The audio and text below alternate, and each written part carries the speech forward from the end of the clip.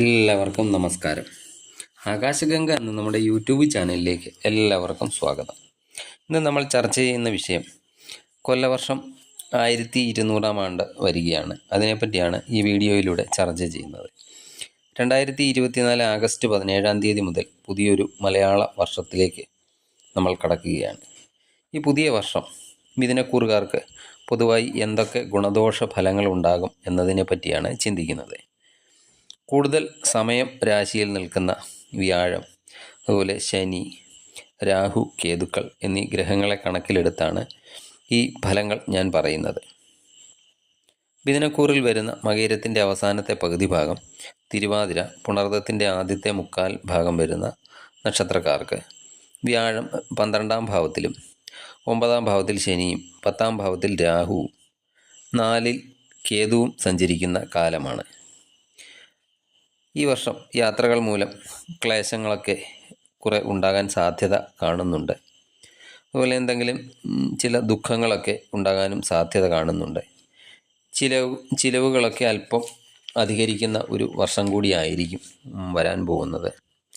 എന്നാൽ വരവും ചിലവുമൊക്കെ പൊരുത്തപ്പെടുത്തി കൊണ്ടുപോകാൻ അല്പം പ്രയാസമൊക്കെ ഉണ്ടായേക്കാം. അതുപോലെ ശത്രുക്കളെ ഒക്കെ കൊണ്ടുള്ള ശല്യങ്ങളൊക്കെ വർദ്ധിക്കാനും സാധ്യത കാണുന്നുണ്ട്.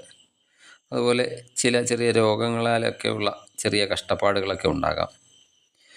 ഗൂഢവിദ്യകളിലൊക്കെ താല്പര്യം ഈ സമയത്തൊക്കെ വർദ്ധിക്കും. അതുപോലെ സ്വന്തം പ്രയത്നത്തിനൊക്കെ അതിനനുസരിച്ചുള്ള ഫലമൊക്കെ ലഭിക്കുന്നതാണ്. ജോലിയിലും അതുപോലെ സമൂഹത്തിലുമൊക്കെ സ്വന്തം യോഗ്യതയ്ക്കനുസരിച്ചുള്ള സ്ഥാനലബ്ധിയൊക്കെ ലഭിക്കുന്നതാണ്. ചിങ്ങമാസത്തിൽ സമൂഹത്തിൽ നിന്നൊക്കെ ബഹുമാനം, അതുപോലെ തൊഴിൽ സ്ഥലത്ത് സ്ഥാനപ്രാപ്തി ഒക്കെ ഉണ്ടാകുന്നതാണ്. അതുപോലെ ധനലാഭവും ചിങ്ങമാസത്തിൽ ഉണ്ടാകുന്നതാണ്. പുതിയ ഗ്രഹമൊക്കെ വാങ്ങുവാനോ അല്ലെങ്കിൽ നിലവിലുള്ള ഗ്രഹം മോടി പിടിപ്പിക്കുന്നതിനോ ഒക്കെ വേണ്ടിയുള്ള പ്രവർത്തികളൊക്കെ വിജയം കാണുന്നതാണ്. അതുപോലെ കുടുംബത്തിലെ അഭിവൃദ്ധി, സന്തോഷം ഇവയ്ക്കെല്ലാമുള്ള സാധ്യതയും കാണുന്നുണ്ട്. അതുപോലെ ശത്രുക്കളെയൊക്കെ പരാജയപ്പെടുത്തുവാനും സാധിക്കുന്നതാണ്. സാഹചര്യം മൂലം ചെറിയ ചില ഭയപ്പാടുകൾക്കും സാധ്യത കാണുന്നുണ്ട്. കന്നിമാസത്തിൽ സ്വർണ്ണാഭരണമൊക്കെ മാറ്റി വാങ്ങാനോ അല്ലെങ്കിൽ പുതിയ സ്വർണ്ണാഭരണമൊക്കെ വാങ്ങാനോ ഒക്കെ സാധ്യത കാണുന്നുണ്ട്. അതുപോലെ ഏർപ്പെടുന്ന കാര്യങ്ങളിലൊക്കെ വിജയം ഒക്കെ ഉണ്ടാകുന്നതാണ്. ഈ വിജയം മൂലം സന്തോഷമൊക്കെ ലഭിക്കുന്നതുമാണ്. ശത്രുക്കളെ ഈ സമയത്ത് അല്പം ശ്രദ്ധിക്കേണ്ട സമയമാണ്. കൂടെ നിൽക്കുന്നവരെ പോലും സൂക്ഷിക്കേണ്ട ഒരു സമയം എന്ന് തന്നെ വേണമെങ്കിൽ പറയാം. അവരൊക്കെ ചിരിച്ചുകൊണ്ട് ചതിക്കാൻ സാധ്യതയുണ്ട്. അതുപോലെ ചെറിയ രോഗങ്ങളൊക്കെ ഈ സമയത്ത് അലട്ടാനും സാധ്യതയുണ്ട്. തുലാമാസമാകുമ്പോഴേക്കും പരിചയമില്ലാത്ത സ്ത്രീകളുമായുള്ള അടുപ്പത്തിലൊക്കെ അല്പം ശ്രദ്ധ കൊടുക്കണം. അതുപോലെ ഏർപ്പെടുന്ന കാര്യങ്ങളിലൊക്കെ വിജയം പ്രതീക്ഷിക്കാം. അതുപോലെ സൗഭാഗ്യങ്ങളൊക്കെ തേടി വരുന്നതാണ്. സമൂഹത്തിലും തൊഴിൽ സ്ഥലത്തും ഒക്കെ സ്ഥാനമാനങ്ങളെ, അതുപോലെ ബഹുമതി ഒക്കെ ഈ സമയത്ത് ലഭിക്കുന്നതാണ്. വൃശ്ചിക മാസത്തിൽ എന്തെങ്കിലും ചെറിയ രോഗങ്ങളൊക്കെ ഉള്ളവരാണെങ്കിൽ അതിനൊക്കെ കുറവ് വരുന്നതും, അതുപോലെ ശത്രുക്കളൊക്കെ സ്വയം ഒഴിഞ്ഞു പോകുന്നതുമാണ്. കുടുംബത്ത് ശാന്തി, സമാധാനമൊക്കെ ഈ സമയത്ത് നിലനിൽക്കുന്നതാണ്. പറയുന്ന വാക്കുകളൊക്കെ ഈ സമയത്തൊക്കെ അല്പം ശ്രദ്ധിക്കണം. വാക്ക് നിമിത്തവും പ്രവൃത്തി നിമിത്തവും ഒക്കെ കലഹത്തിനൊക്കെയുള്ള സാധ്യതകൾ കാണുന്നുണ്ട്. ധനുമാസം ആകുമ്പോഴേക്കും ചെറിയ രോഗങ്ങളൊക്കെ അലട്ടാൻ സാധ്യതയുണ്ട്. അതുപോലെ അധികാരികളിൽ നിന്ന് എന്തെങ്കിലും തരത്തിലുള്ള ഭയം, അതുപോലെ ദുഃഖവും ഒക്കെ ഉണ്ടാകാനും സാധ്യതയുണ്ട്. മനസ്സിൻ്റെ സമാധാനമൊക്കെ നഷ്ടപ്പെടുന്ന ചില അവസരങ്ങളൊക്കെ ആ സമയത്ത് ഉണ്ടായേക്കാം. എന്തെങ്കിലുമൊക്കെ നന്മകൾ ചെയ്യാം എന്ന് വെച്ചാൽ പോലും അതിനു പോലും ഒരു തടസ്സങ്ങളൊക്കെ ഉണ്ടാകുന്ന സമയമാണ്. മകരമാസം ആകുമ്പോഴേക്കും ഏർപ്പെടുന്ന കാര്യങ്ങളിലൊക്കെ വിജയം ഉണ്ടാകുന്നതാണ്. അതുപോലെ സന്താനങ്ങളെ കൊണ്ട് ഉള്ള സന്തോഷം, സുഖം ഒക്കെ ഉണ്ടാകുന്നതാണ്. പുതിയ വസ്ത്രങ്ങളൊക്കെ ലഭിക്കാനോ അല്ലെങ്കിൽ വാങ്ങുവാനോ ഒക്കെ സാധിക്കുന്ന സമയമാണ്. ധനപരമായിട്ടുള്ള നേട്ടങ്ങളും അല്പം ഈ സമയത്ത് വർദ്ധിക്കുന്നതാണ്.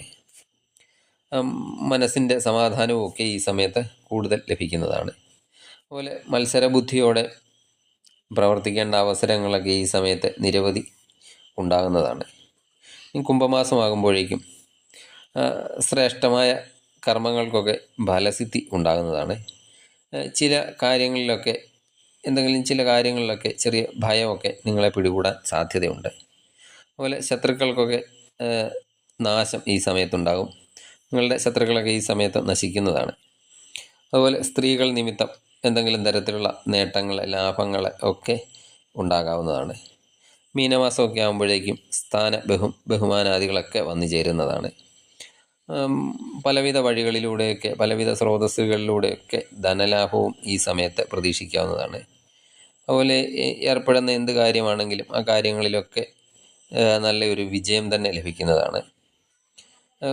കുടുംബത്ത് ഭാര്യയോടും കുട്ടികളോടുമൊക്കെ ഒത്ത് സന്തോഷകരമായ സമയം ചിലവഴിക്കുന്നതിനുള്ള അവസരങ്ങളൊക്കെ ഈ സമയത്ത് വന്നു ചേരുന്നതാണ്. മേടമാസത്തിൽ ബന്ധുക്കൾ നിമിത്തം ചില ബുദ്ധിമുട്ടുകളെ, ബന്ധുക്കളുമായി അല്പം നീരസം ഒക്കെ ഉണ്ടാകാൻ സാധ്യതയുണ്ട്. എന്നാൽ ആരോഗ്യകാര്യത്തിലൊക്കെ മേടമാസത്തിൽ നല്ല സമയമാണ്. ഇടവമാസത്തിൽ സുഗന്ധദ്രവ്യ ബിസിനസ്സൊക്കെ നടത്തുന്നവരാണെങ്കിൽ അവർക്ക് ഈ സമയത്തൊക്കെ ലാഭം ഉണ്ടാകുന്നതാണ്. അതുപോലെ ബന്ധുക്കളിൽ നിന്ന് പലവിധ സഹകരണങ്ങളൊക്കെ ഈ സമയത്ത് ലഭിക്കും. അതുപോലെ എന്തെങ്കിലും ചെറിയ രോഗങ്ങളൊക്കെ നിമിത്തവും അതുപോലെ ശത്രുക്കളൊക്കെ നിമിത്തവും അല്പം ബുദ്ധിമുട്ടുകളൊക്കെ ഈ സമയത്ത് നിങ്ങളെ അലട്ടിയേക്കാം. ഈ കൂടുതൽ ഉറ്റ സുഹൃത്ത് എന്ന് വിശ്വസിക്കുന്നവരൊക്കെ ഈ സമയത്തൊക്കെ ചെറിയ ചില ചതികളൊക്കെ ആയിട്ട് നിങ്ങളുടെ മുന്നിൽ വരുന്നതാണ്. അതൊക്കെ അല്പം ശ്രദ്ധിക്കണം. മിഥുനമാസത്തിൽ ധനപരമായി നേട്ടങ്ങളൊക്കെ ഉണ്ടാകുന്നതാണ്. പലവിധ വഴിക്കൂടെ ലാഭം നിങ്ങൾക്ക് പ്രതീക്ഷിക്കാവുന്നതാണ്. അതുപോലെ പുതിയ വസ്ത്രം, ആഭരണം ഇങ്ങനെയൊക്കെയുള്ളവ ലഭിക്കാനും അല്ലെങ്കിൽ ഇങ്ങനെയൊക്കെയുള്ളവ വാങ്ങാനും ഒക്കെ സാധ്യത കാണുന്നുണ്ട്. അതുപോലെ ബന്ധുക്കളുമായിട്ടൊക്കെ ഇടപെടുന്ന കാര്യത്തിലൊക്കെ അല്പം ശ്രദ്ധ വേണം. ബന്ധുക്കളുമായിട്ടുള്ള ധനപരമായ ഇടപാടുകളിലും അല്പം ശ്രദ്ധിക്കണം. അതുപോലെ കർക്കിടക മാസത്തിൽ സ്ഥാനപ്രാപ്തിക്കുള്ള അവസരങ്ങളൊക്കെ വന്നു ചേരുന്നതാണ്. മനസമാധാനത്തോടെ നല്ല ഉറക്കമൊക്കെ ഈ സമയത്ത് ലഭിക്കുന്നതാണ്. അവസരങ്ങളൊക്കെ ശരിയായിട്ടുള്ള രീതിയിൽ ഉപയോഗപ്പെടുത്തുന്നത് മൂലം സ്ഥാനപ്രാപ്തി, സമൂഹത്തിൽ ബഹുമാനം ഒക്കെ ലഭിക്കുന്നതാണ്. അതുപോലെ സുഗന്ധ വസ്തുക്കളെ, ശയന സാമഗ്രികളെ, വിശേഷ വസ്ത്രങ്ങളെ ഇവ കൊണ്ടൊക്കെയുള്ള സൗഖ്യവും ഈ സമയത്ത് സിദ്ധിക്കുന്നതാണ്. ഇതാണ് മിഥുനക്കൂറുകാരുടെ 1200 ആണ്ടിലെ പൊതുഫലങ്ങളായിട്ട് വരുന്നത്. ഇത് പൊതുവായുള്ള ഫലങ്ങളാണ്, അല്ലാതെ ഓരോ വ്യക്തികളുടെയും ജാതക വിവരണങ്ങൾ അല്ല. നിങ്ങൾക്ക് ധനുമാസത്തിൽ ജീവിതത്തിൽ കൂടുതൽ ശ്രദ്ധ കൊണ്ടുപോകേണ്ട സമയമുണ്ട്. ആ സമയത്ത് കൂടുതൽ നല്ല പ്രാർത്ഥനയോടെയും നല്ല പ്രവൃത്തികളും അതുപോലെ ഇഷ്ടദേവതാ ഭജനവും ഒക്കെ നടത്തി മുന്നോട്ട് പോകുക. ഈ വരുന്ന പുതിയ വർഷം എല്ലാം കൊണ്ടും നിങ്ങൾക്ക് ഐശ്വര്യവും അഭിവൃദ്ധിയും സന്തോഷവും ഒക്കെ ഉണ്ടാകട്ടെ എന്ന് പ്രാർത്ഥിച്ചുകൊണ്ട് നിർത്തുന്നു. നന്ദി, നമസ്കാരം.